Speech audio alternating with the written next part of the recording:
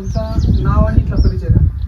माझं नाव जनार्दन भगवान पिचवे, राहणार नरवाड, तालुका जिल्हा धुळे. मी शिक्षण करतोय डेअरी डिप्लोमा. आता तुम्ही शिक्षण करता? शिक्षण करतोय. सोबत हे जनावरांचं पण काम? जनावरांचंही काम बघतोय. ओके. किती जनावर आहेत सगळे? माझ्यापाशी 6 गाई आहेत, हां. 4 आपल्या 5 जर्सी गाई आहेत आणि एक देशी गाय. बरं. तर तुम्हाला मिल्क चार्जरचा तुम्ही वापर करता इथं तुमच्या जनावरांना, बरोबर? सगळ्यांना वापरता? सर्वांना वापरतो मी.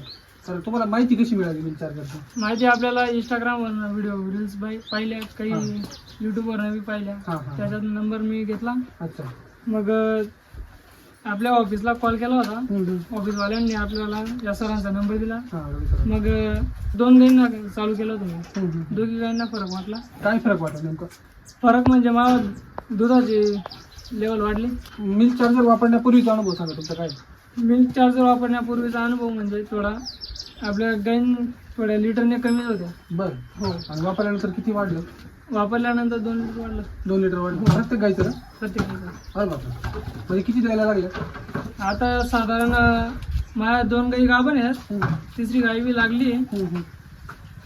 4 गाई लागल्या आहेत, मी 2 ओल्या झालेली आहेत. अच्छा. म्हणजे आता झालेलं आहे. ज्या लागलेल्या गाई आहेत ना 5 महिन्याच्या, त्या बी 5-5 लिटर देत आहेत. 5-5.5-6 लिटर. अरे बापरे. हो.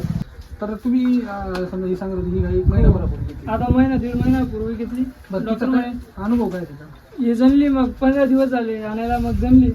ही जेव्हा जणली की त्याचं जार पडाला नाही मला. अच्छा. जार पडला नाही. मग 12 घंटे झाले. 13 घंट्यामध्ये जार काढला होता रात्री. रात्री जार काढला. मग डॉक्टर म्हणजे दुधाला एवढी वाढू शकत नाही बुवा. बरं. पहिल्या वेळेची वासरीची दुधाला वाढू शकत नाही म्हणजे मग चालू केलं मी की त्यानंतर आपली गाय 7-7.5 वासरं पाजून देते. वासरं पाजून 7-7.5 लिटर दूध देते. अच्छा. पहिल्यांदा स्टार्टिंगला किती आणलं होतं मिल्क चार्जर? 4 किलो.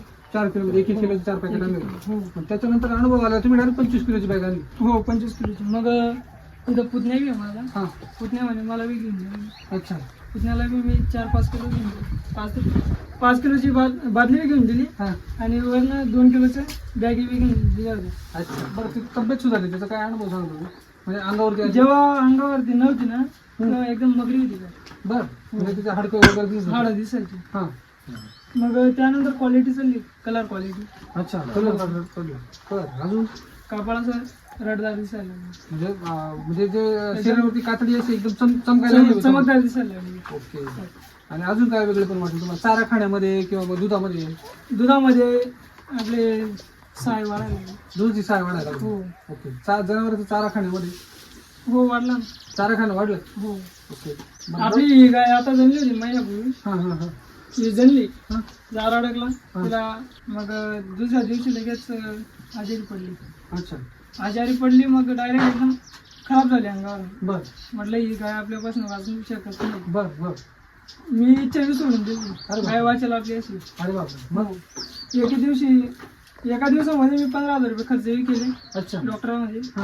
त्यानंतर हे बी आणलं, हे चालू केलं. मग आता कलर क्वालिटी वाढली तिची, दुधालाही वाढली. म्हणजे मिल्क चार्जरमुळे तुमची जी जाणारी गाय होती हो ती वाचली. अरे बापरे. म्हणजे 15,000 रुपये खर्च करून जे केलं नाही जे डॉक्टरनी ते मिल्क चार्जरने केलं. अच्छा. ओके. आणि तुम्ही बाकीच्या वासरांना वगैरे खाऊ घालता का? हो, ती वासरी आहे. सर्वच खाऊ घालतो. सगळ्याच वासरांना खाऊ घालतो? हो. आता हे लहान बसलेलं वासर आहे, हे 1 महिन्याचं वासर आहे. अच्छा. हे वाला? हो. आता तिला गाजू 15 दिवसांनी पूर्ण 2 महिने होते. बर. हे देशी गायचं वासर आहे.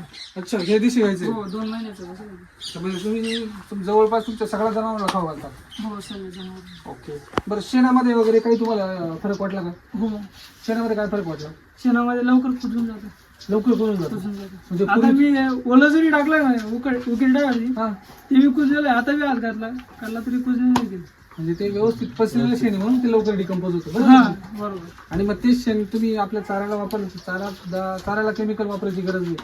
बरं. समजा एका आपल्या आजूबाजूचे जे परिसरातले जे दुग्ध व्यवसायिक शेतकरी त्यांना तुम्ही आपल्या मिल्क चार्जरच्या माध्यमातून काय सांगू इच्छिता? आता मला जे भेटले होते ना शेतकरी बाकी ते बी सांगायचे की घ्यायचं आहे मला घ्यायचं. त्यांना म्हटलं घ्या तुम्ही, मला फरक पडलाय. मला बरोबर आहे. पडेल तुम्हाला, भरपूर फरक पडेल. म्हणजे त्यांनी पहिल्यांदा एका गायवरची वापरून अनुभव घ्यायला पाहिजे. जसं तुम्ही अनुभव घेतला. जसं मी अनुभव घेतला तर प्रत्यक्षात त्याने घ्यायला पाहिला अनुभव. बरोबर. मग पुढे चालू करायला. बरोबर. ओके. धन्यवाद सर.